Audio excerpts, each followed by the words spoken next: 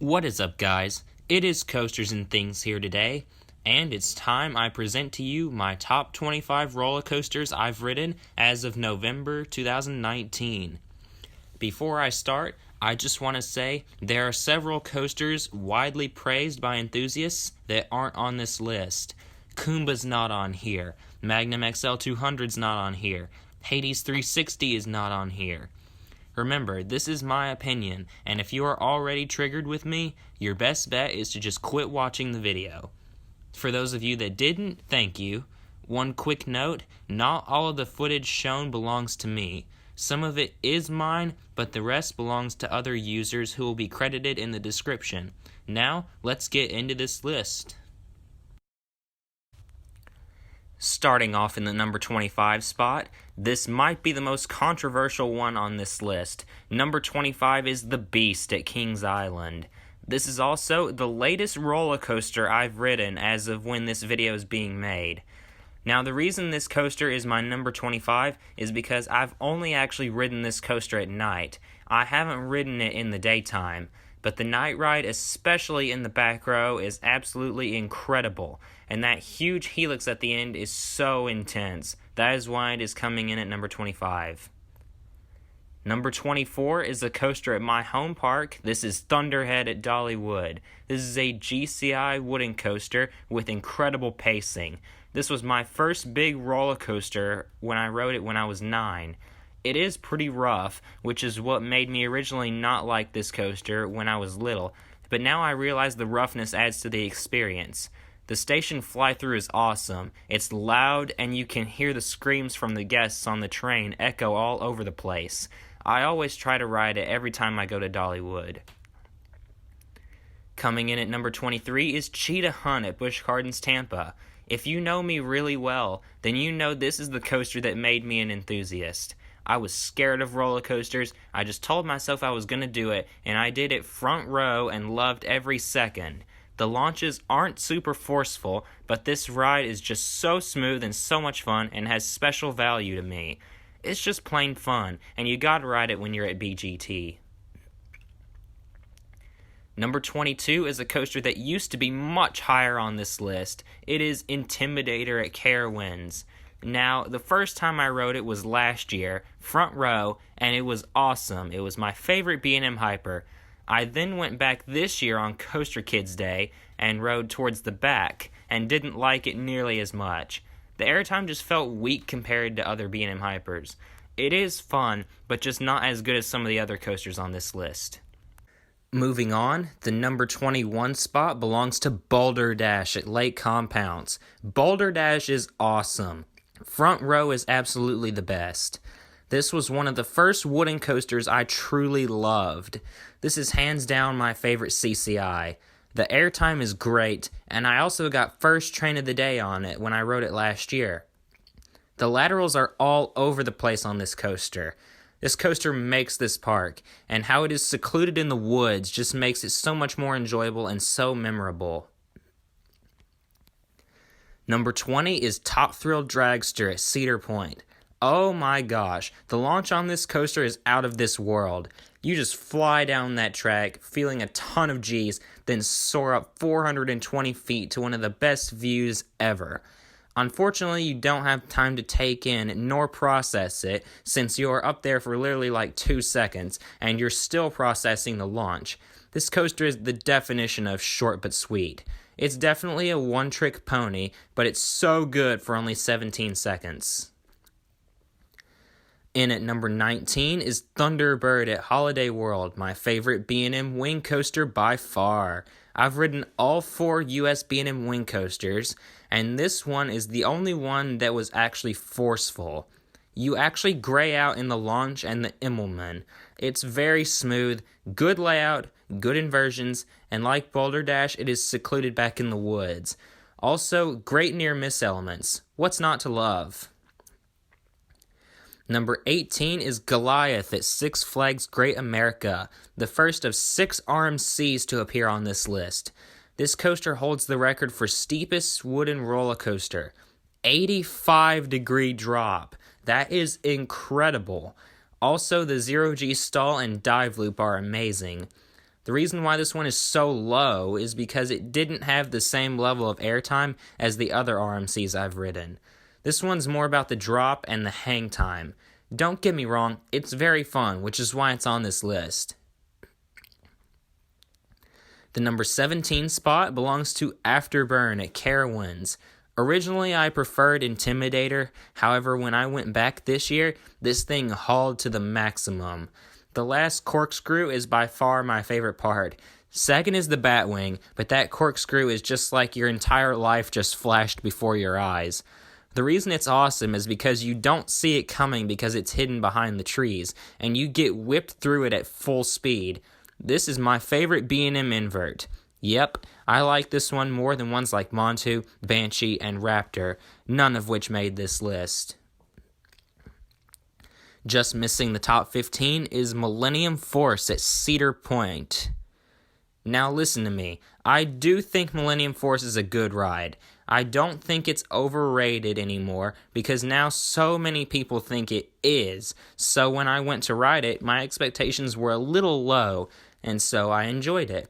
Some people refer to it as Millennium Forceless. It's not forceless, it just doesn't have as much force as some of the other coasters Intamin has produced. The restraints are awesome. It was my first coaster with Intamin T-bars, and after that, I can say I like T-bars more than B&M clamshells. Remember, without this coaster, we wouldn't have coasters like Intimidator 305 or Skyrush. You have to commend it for that. Number 15 is the new for 2019, Copperhead Strike at Carowinds. Copperhead Strike is so much fun. This coaster is so re-rideable. In my opinion, the most re-rideable coaster on this list. I rode it a little less than a month after its debut. The hang time on the JoJo roll and the inverted top hat is out of this world. This coaster also has ejector airtime that rivals a coaster along the lines of Twisted Cyclone. In addition, this was my 100th roller coaster, so it is very special to me. Number 14 is Max Force at Great America. I also rode this a little less than a month after its debut, and let me tell you, it may be short, but don't let that fool you. This is my favorite launch on a coaster that I've experienced. You then go up and through the whole layout in just 23 seconds. Even though it's so short, I grayed out on 2 different occasions on this coaster. This was the first coaster that I grayed out more than once on. This was the first thing I went for at Great America, and I'm glad I did because this coaster had by far the longest line in the park all day long. Number 13 is Lightning Run at Kentucky Kingdom in Louisville, Kentucky. This is the only hybrid GTX coaster by Chance Rides. This is an airtime machine. If you're not big into ejector airtime, this is not a coaster for you. It is so intense.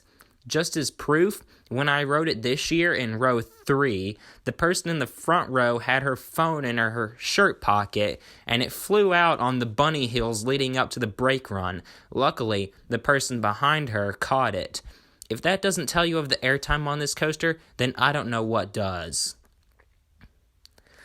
Number 12 is a coaster that used to be in my top 10. This is Wicked Cyclone at Six Flags New England. I know, you guys are probably shaking your heads right now. Listen, this was my first RMC, so I really didn't know what to expect with it. I only got to ride it once, so I realize it's probably unfair to judge this coaster just based off one ride. At least the one ride I got on it was back row, but still. Just basing it off my experience, it is coming in at number 12. Number 11 is Goliath at Six Flags Over Georgia. This B&M Hyper has some amazing floater and has that awesome 540-degree helix halfway, which I've actually grayed out on before. It's really fun, and it's the star of the park. This used to be my favorite B&M Hyper, and it was actually my 50th roller coaster. You can never go wrong with Goliath. A must-ride at Over Georgia. Now we're in my top 10. Starting off at the number 10 spot is Diamondback at Kings Island. This is my favorite B&M Hyper. I had a tough time deciding between this and Goliath, but I gave the edge to Diamondback because of how it goes so far back out, almost into the woods. That splashdown at the end is a great visual. Plus, if you sit in the back row, like I did, you can reach back and just barely feel the water hitting your hand. The airtime also in the back row is great, and it's glossy smooth. Everything you want in a B&M Hyper. Diamondback is my second favorite coaster at Kings Island, and just barely one-upping it in the number 9 spot is my favorite coaster at Kings Island, Mystic Timbers. This is my favorite GCI that I have ridden. Diamondback gives floater, while Mystic gives ejector, and it's great ejector as well. You go so far back out into the woods of Rivertown, cross over the water, and then you enter the shed. The shed's nothing special. I got bats when I rode it. The other two you can get are snakes and trees. Plus, I love how smooth it is for a wooden coaster. Between Mystic Timbers, Diamondback, and the Beast, I could spend all day in Rivertown. Number 8 is the legendary Maverick at Cedar Point. Let me tell you, this coaster is not super tall or fast, but boy does it pack a punch. The bank turns are amazing. It does have ejector airtime. The horseshoe roll is really cool. The second launch out of the barn is amazing. And the Stangle dive. Holy crap. One of the best elements I've experienced. It's so whippy, as is the rest of this coaster. This ride is incredible. Number 7 might be a shock to some people. Number 7 is Twisted Cyclone at Six Flags Over Georgia. This coaster is also short but sweet. The drop may not look like much, but if you're in the back row, trust me, you get whipped over that drop very hard. The reverse Cobra Roll is a unique, first-of-its-kind element. My favorite part is the massive wave turn on the side of the lift hill. If you've never experienced a wave turn before, you get sideways sustained ejector. I didn't even know that was possible before I rode this coaster. The whole ride is just ejector airtime all over the place. Coming in at number 6 is Storm Chaser at Kentucky Kingdom. At one point in time, I did prefer Twisted Cyclone. However, that was based off of one ride on Storm Chaser, in which it was running nylon wheels. But then, I went back this year and rode it with polyurethane wheels, and it was so much smoother. The nylon wheels gave it a rattle. The reason why this coaster's so high is because of the experience I got this year with the polyurethane wheels. Straight ejector all the way. Barrel roll drop, trick track double up. Those two alone make this ride awesome. Entering the top 5 at the number 5 spot is Superman the Ride at Six Flags New England. This is my favorite Intamin roller coaster. For years, it was this and Millennium Force battling it out for the number 1 spot in the Golden Ticket Awards. Now that I've ridden both of them, I much prefer Superman to Millie. The restraints, yes, they're very big, however, they don't bother me like they bother some people. It's half out and back and half twister, which is very unique. The airtime is both a mixture of floater and ejector. You can't go wrong with that. Sometimes I even still refer to it as Bizarro. Number 4 belongs to Fury 325 at Carowinds. Now listen, the first time I rode this was in March of 2018, and I had never ridden anything even close to as tall or as fast before. As a result, I didn't like it originally. Then I went back this year in April for Coaster Kids Day, and by then I'd gotten on a lot more coasters like it. As a result, I enjoyed it a lot more, and it jumped up to my top 5. The ride itself is great. The drop is insane how big it is and how long it seems to last. It maintains good pacing throughout the ride, and overall Fury is a really great ride. Best coaster at Carowinds for sure. Now we're in the top 3. If you're friends with me, then you know what they are. All 3 of these coasters are elite and among the best roller coasters in the world. Let's start with my number 3 ride, The Voyage at Holiday World. Oh my gosh, where do I even start with this coaster? The airtime is amazing. It's incredibly long. It also has the most airtime on a wooden coaster, period. The amount of tunnels that this thing has is absolutely absurd. Also, the night ride in the back row is incredible. The best night ride I've experienced. The triple down in the back row at night catches you off guard and you go flying. This coaster is amazing, and at one point in time, it was my number one roller coaster. Now we're at my number 1 and 2 roller coasters, and I go back and forth between these two all the time. I had a really hard decision to make between these two. I really do feel bad for doing this because I love this coaster so much and fanboy over it. However, number 2 is Lightning Rod at my home park, Dollywood. I've ridden this coaster more times than any other roller coaster, and every single time I ride it, I love it. Some roller coasters get boring after you ride them so many times. Well, that is not the case with Lightning Rod. Now, it has suffered almost a full year's worth of downtime out of 4 operating seasons. In fact, the first time I tried to get on it, it was closed. And it's at my home park, if that tells you anything. Getting back to the coaster itself, though, the uphill launch provides a lot of G-force. That wave turn is absolutely huge, and it's sustained all the way during it. And then the quad down. Probably the single best airtime moment on a roller coaster ever. By far the best airtime moments I've experienced.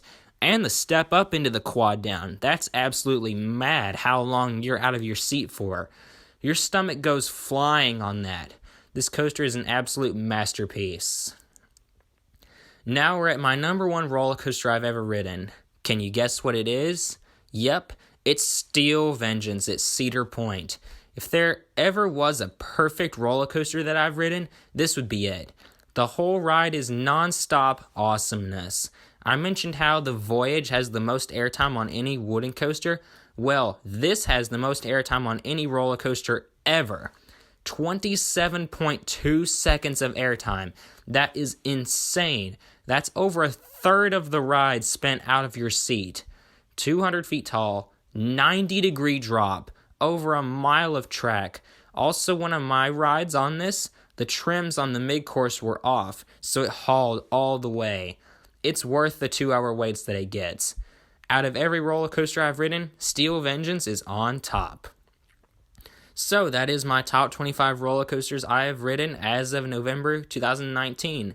What did you guys think of this list? Let me know your top 25 or top 10 roller coasters that you have ridden. Thank you guys for watching. Be sure to like, comment, and subscribe. And this is Coasters and Things signing out.